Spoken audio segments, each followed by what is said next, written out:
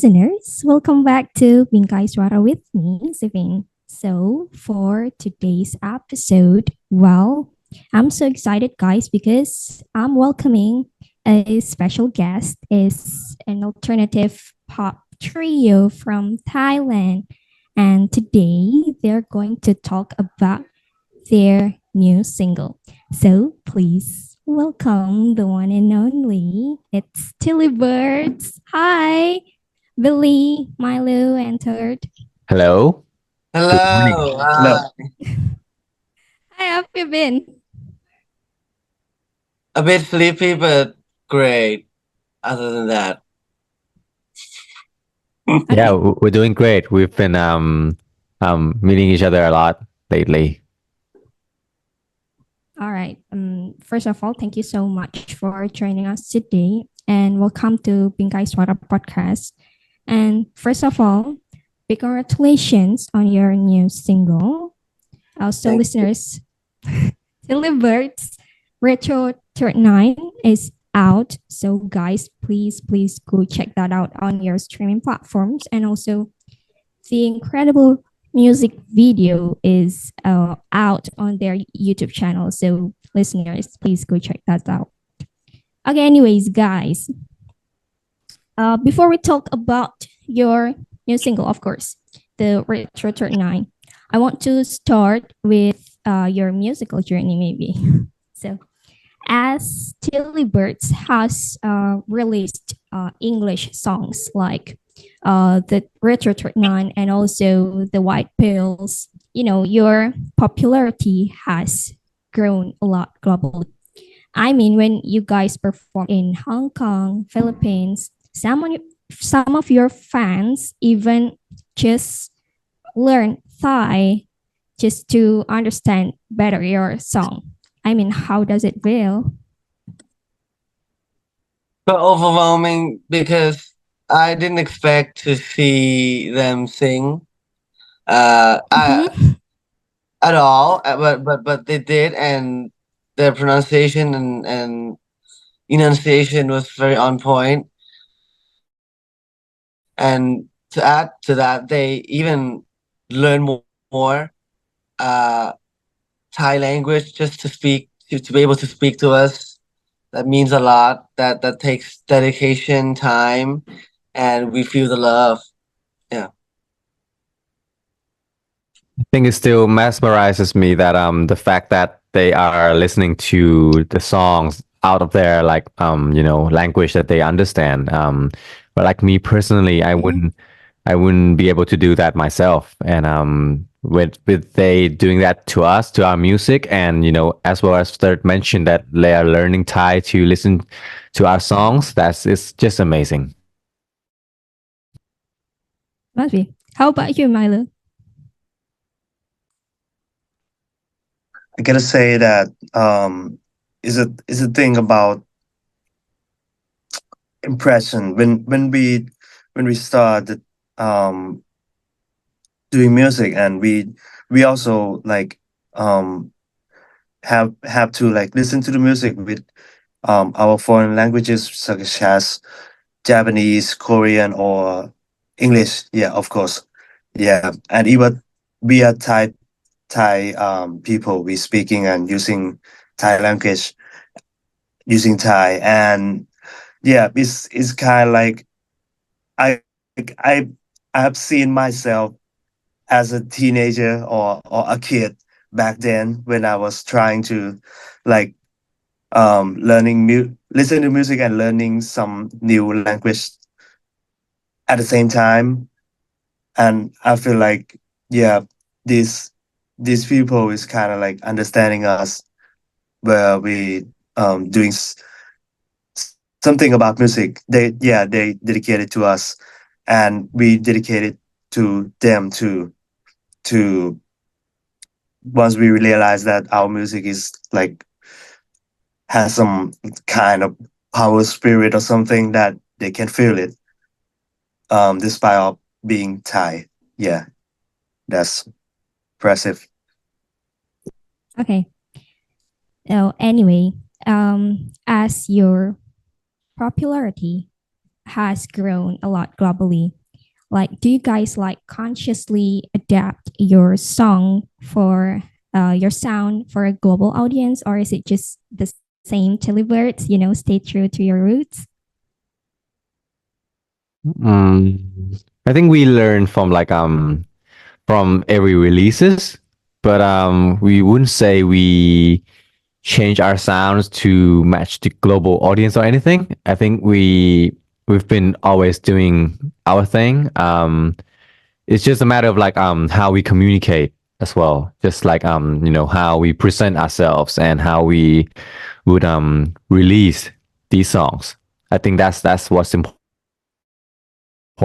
these days, and it's not really up to the songs, but it's how we package the whole thing, I would say. I see. But yeah, maybe this is a silly question, but why do you guys name your band Tilly Birds? I mean, what does it mean? It's Third and Billy. So it's Tilly Birds. We started the band way back in high school, and it was his sister who named the band. She was like, so Tilly Birds, and we were like, what is that? And she was like, it's your names. Just switching letters. Yeah. And Milo came, and then he was we originally had 5 members, and they were okay with the name because the animal names were kind of a thing back then, and they all liked it, so we went with it. Oh, so that was Billy's sister. Yes, Sandy. Yes. All right. Anyway, as your popularity have grown, do you have like any particular artists or maybe experiences that inspired you the most when you first started making music? I'm pretty sure all of us have different inspirations or experiences from that. Anyone want to start? I grew up. Me. You guys want to start? You start. Okay, I grew up mostly listening to singers because the CDs that my parents were playing were like Whitney Houston, Celine Dion, the Greats, yeah. Also some classic bands like Bee Gees, the Eagles, and those stuff. But I personally would lean more into singing because I like how the singer just stands there and she makes the whole stage or the whole audience like go in awe. And I wish I could do that, so I try to imitate those singers, those songs, the hard ones to sing, and they just became my muse. Yeah. All right. Do anyone want to speak? Milo, want to go first? Okay, so my very first like idol would be like mostly they're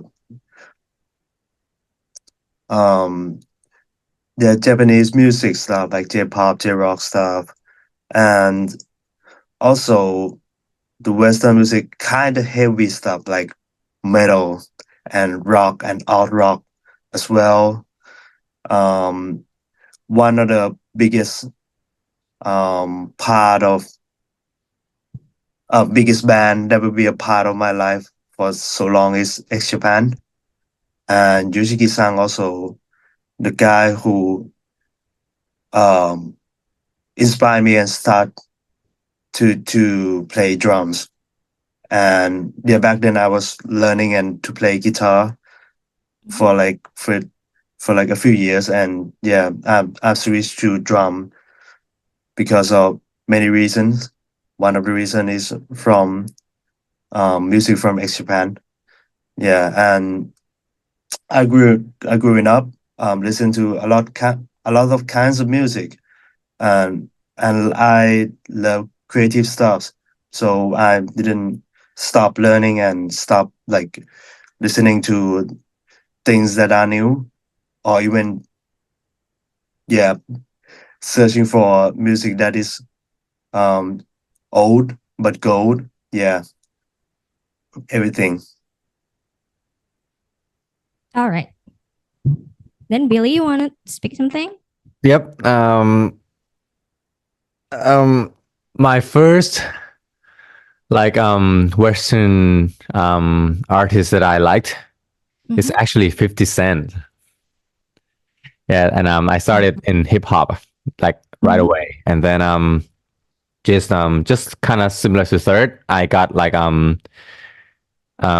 inherited some of music from my parents, which would be like the 70s, the good old 70s, like soft rock and also like underground rock as well and everything. And I would also like jam to that. But then when I grew up a bit, I also kind of like leaned to punk, and that's kind of like became my root.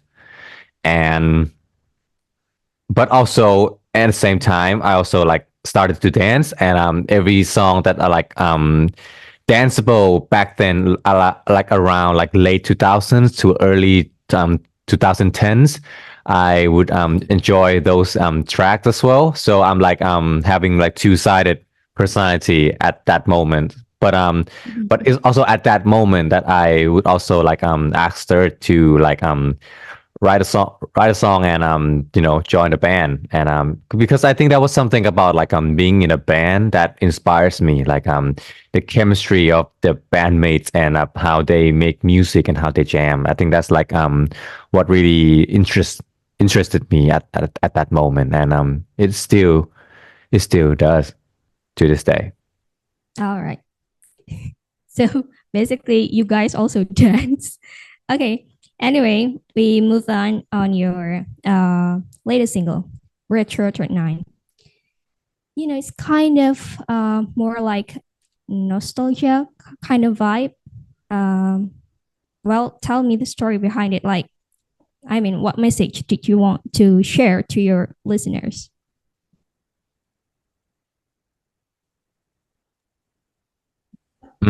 I guess we have like not really any specific message, but just like but we do have like a specific emotions, which is like to reminisce. I think that would be like the word. I think we would want the listeners to feel like they are like going back through some moments of their lives, not just like going retro or anything, but just like if you listen to this song and you feel like you're missing someone, that would be it. Or you're missing some moments of that of yourself with something or someone or some people, and that would be it. I think maybe that's just the point of the song. And other than that, it's just like extras, like all these retro vibes, aesthetics, and everything that just came with it. Just like sprinkle on top. Yeah. Right. Hey. Third, you want to say something? So you asked what the song was about, or what the song, what we want to convey through the song. Is that feeling? It's that nostalgic feeling, time. Going back in time to the better ones. Yeah, and basically, we just want to make a danceable, a very groovy track, and to have this vibe in the album is very important to us because we were kind of missing it, and this song really fills in the blank. And lyrically, it's just someone who can't move on. So yeah, because they're too dumb to let go, and just embracing that. But really, if the listeners do not know what the lyrics mean, the song is just a fun track to move along to. And Yeah, it is. that's basically it, yeah. All right. But I mean, was it a difficult song for you guys to make in terms of the process?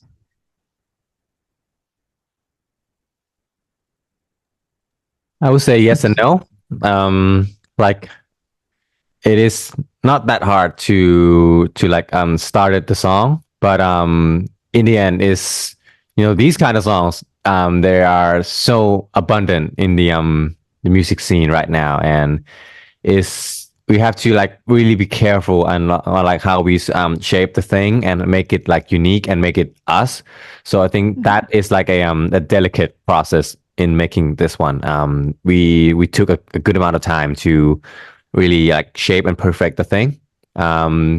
We ended up like a good like 5 demos of the songs, and which all of demos are different, different in like chorus, different in like verse and everything. I think the only thing that would remain like solid would be like the instrumentals, like just they stay that way for the whole time. And yeah, I think just like crafting these happy upbeat songs really takes some time to like finish it, I would say. Okay, so it is yes and no, but it went pretty smooth, I guess. You could say pretty smooth. But like also, like because we are like in some way we are by default serious people in some way. And like we are nerdy, we also like a bit of like perfectionist as well, some of us. So to perfect and finish this fun song, it's like the opposite thing. So we tend to be really careful, but but in order to be fun, we have to be carefree as well. So it's kind of hard. And for me personally, in production, when I was about to finish this song is really hard to mix for some reason, and it took us like 2 days to finish the mix. And yeah, that's it. But like overall vibe, I like going through the whole song making position, song making thing is not too difficult, I would say. Okay, it is fun, but it has to be perfect. Yes. But how about the music video? I mean, third. Yes. So we were running out of time to choose the director and option as well. So I decided that maybe I was able to do it. So I asked the band if I could do it, and they were okay. It didn't take very long for me to write the screenplay because of the time that remaining, and I just saw this rom-com tribute listening to the song. It's like I was pretty much caught in my nostalgic time, growing up with these classic rom-coms and also the artists that we grew up with. And so I wanted to incorporate all of that into the video. I already knew what my friends like, so it wasn't really a hard thing, making a music video for your band, because since your band is your friends. Yeah, and I had fun, but I knew I couldn't do it alone, so I brought Sehadu, my co-director. We did it once with the song called "Can't Keep Up," and this is our second one officially. And working together was not exactly smooth, but we got along, and yeah, the most important thing is, to enjoy working it and making the audience enjoy it as well. All right. And I heard that this single is the second single from your upcoming album, right? I mean, can we have some spoilers of the album? Well, like the obvious spoilers would be there would be more songs, right? And the album should be out next year. We will try to push it early next year. I mean, finger crossed right here. But Mhm. what else? This album is a roller coaster ride for sure. And what else, guys? What else? What else we give away? Milo? We I already did mean, voice some songs in our latest show. The audience were like, okay, maybe they didn't catch it, but yeah, it by saying roller coaster ride, it's like the you know the what how do I say this? In our album, speaking about our album, our first album was really, in a way, it was like so scattered, the song genres and styles, but every song still screamed us, still, it was still recognizable that, okay, it's Tilly Birds. And so this album will not be quite far from that. You still know it's our song, but some songs will surprise you that, ooh, Tilly Birds has this, ooh, Tilly Birds has that. Yeah. But all in all, it's still Tilly Birds. I don't know if that has answered your question. Okay, I think Milo want to add something. yeah, because of if you combine the answers of two of them, Billy and Third, you notice that, oh yeah, we're really excited to do it and to release it to you guys. But at the same time, we kind of keep the feeling that the originality, that's one aspect, but also we just like it's a thing that we can't deny that we make it for the first time for a while, not really for the first time. I mean, the English album, all English songs. So the this music is like changed from that era to this, and we grew up, and we doing new songs. You can expect it to be like a really good Tilly songs, that each one is not the same as the others. Like you can expect the differences, but not too excited to like we gonna change. You would think, yeah, it's not really too far. We kind of like nail it in our musical way, I guess. Yeah. All right, so hopefully it is out. It will out next year early. And anyway, with your single, Retro 39 is out. Do you want to explore, or maybe do you have any plans to go to Indonesia again? We would love to go back to Indonesia. Like, I mean, the crowd were awesome. We do have other few side projects as well. Like, for the band, we might have a few collabs coming up soon. So stay tuned for that. But yeah, other than that, it's just the album. And I think when the album is out, we'll be sure we'll be back in Indonesia, I think so we just have to wait for the album, I guess. There will be touring. Yes, for sure. All Touring right. and we gotta make it big. We gotta make it official, like this album tour, album release. Yeah, we'll wait it. Yeah. For sure. All right. Great.